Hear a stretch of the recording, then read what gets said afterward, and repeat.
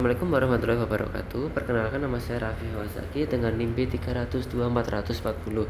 Di sini saya ingin mempresentasikan makroekonomik yang berjudul The Micro Foundation of Consumption and Investment.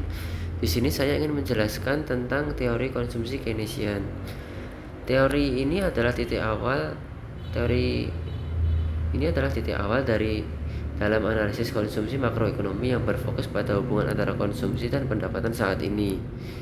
Asumsi dasar konjektur Keynes, kecenderungan marginal untuk mengonsumsi MPC berada di antara 0 dan 1. 0 lebih besar daripada MPC dan lebih besar daripada 1. Artinya, ketika pendapatan meningkat, konsumsi juga meningkat, tetapi tidak sebesar peningkatan pendapatan tersebut.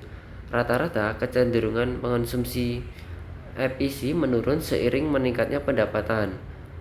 EPC sama dengan konsumsi atau pendapatan. Pendapatan saat ini adalah penentu utama konsumsi saat ini. Masalah empiris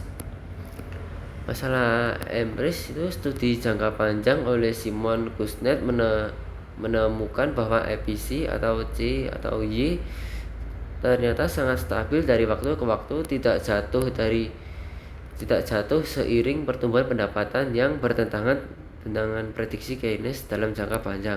Hal ini melahirkan teka-teki konsumsi.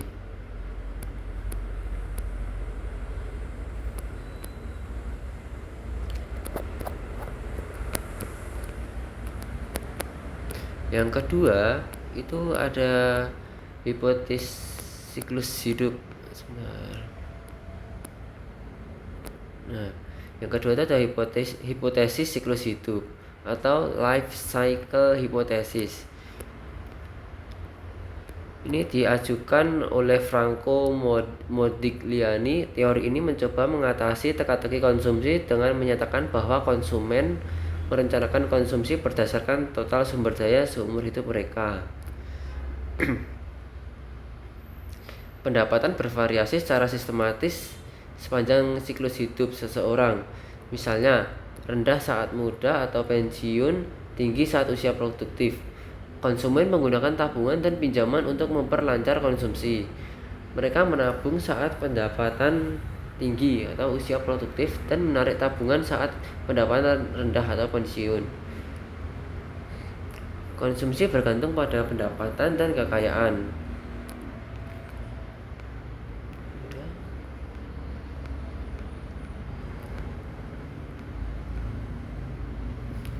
Terus yang ketiga ada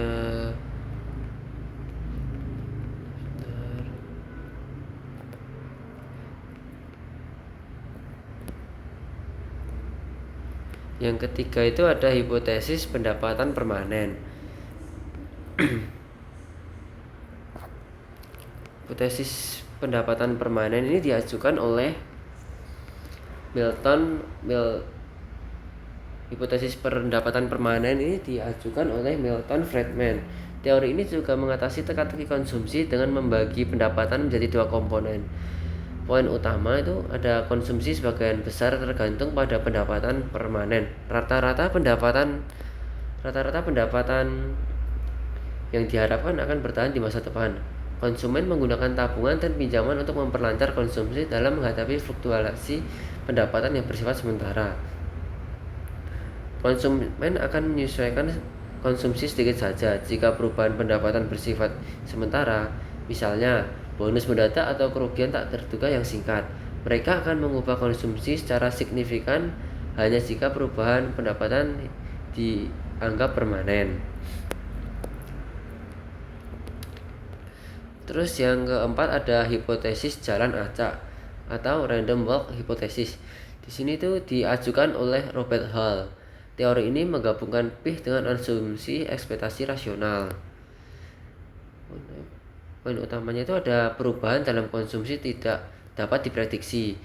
Perubahan konsumsi hanya terjadi sebagai respon terhadap perubahan tak terduga dalam pendapatan permanen yang diharapkan. Penjelasannya itu, jika konsumen rasional, mereka sudah menggunakan semua informasi yang tersedia saat ini untuk memperkirakan pendapatan masa depan. Oleh karena itu, hanya berita baru atau tak terduga, seperti pengumuman kebijakan baru, yang dapat mengubah perkiraan pendapatan permanen mereka dan akibatnya mengubah konsumsi mereka. Terus yang terakhir itu ada tarikan kepuasan instan atau the pull of instant gratification. Di sini tuh diajukan oleh David Leibson. Teori ini memasukkan faktor psikolog ke dalam model ekonomi. Poin utamanya itu menggunakan psikolog untuk memahami perilaku konsumen. Keinginan untuk kepuasan instan menyebabkan orang menabung lebih sedikit dari yang seharusnya mereka lakukan secara rasional untuk memaksimalkan utilitas seumur hidup mereka. Penjelasannya ini menjelaskan mengapa banyak orang gagal menabung untuk masa pensiun mereka meskipun mereka tahu itu penting. Konsumen seringkali menunjukkan inkonsistensi waktu, yaitu menunda keputusan menabung karena lebih memilih manfaat kecil saat ini daripada manfaat yang jauh lebih besar di masa depan.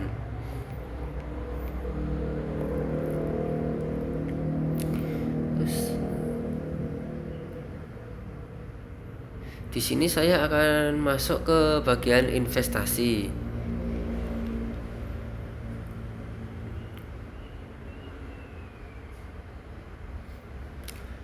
Faktor utama investasi: hubungan negatif dengan suku bunga real sama dengan investasi bergantung secara negatif pada suku bunga real. Suku bunga real adalah biaya real untuk meminjam uang atau biaya kesempatan menggunakan dana sendiri untuk membeli modal ketika R naik atau biaya modal meningkat sehingga investasi berkurang. Faktor-faktor yang menggeser fungsi investasi: peningkatan MPK atau marginal product of capital, kemajuan teknologi atau perubahan lain yang meningkatkan produk marginal modal, keuntungan yang dihasilkan dari modal akan mendorong investasi tetap bisnis. Kedua, ada pertumbuhan populasi atau permintaan perumahan.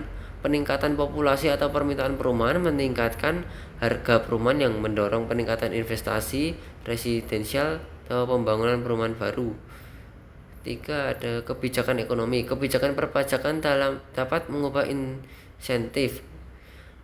Kelima, ada pajak penghasilan perusahaan, corporate income tax, biasanya mengurangi laba dan menghambat investasi. Keenam, ada kredit pajak investasi atau investment tax credit, secara efektif mengurangi harga modal yang meningkatkan insentif untuk berinvestasi. Nah, saya lanjut ke investasi dan siklus bisnis.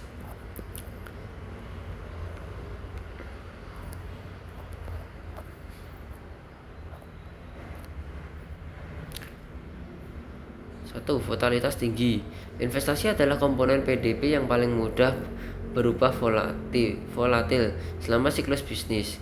Dua, penjelasannya itu selama resesi, output dan permintaan berkurang yang menyebabkan produk marginal modal atau MPK itu turun.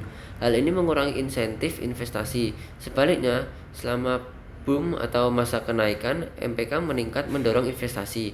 Fluktuasi ini menyebabkan investasi bergerak tajam sesuai dengan siklus bisnis. Sekian presentasi dari saya. Apabila ada banyak kesalahannya, saya mohon maaf sebesar-besarnya. Sekian, cukup, terima kasih.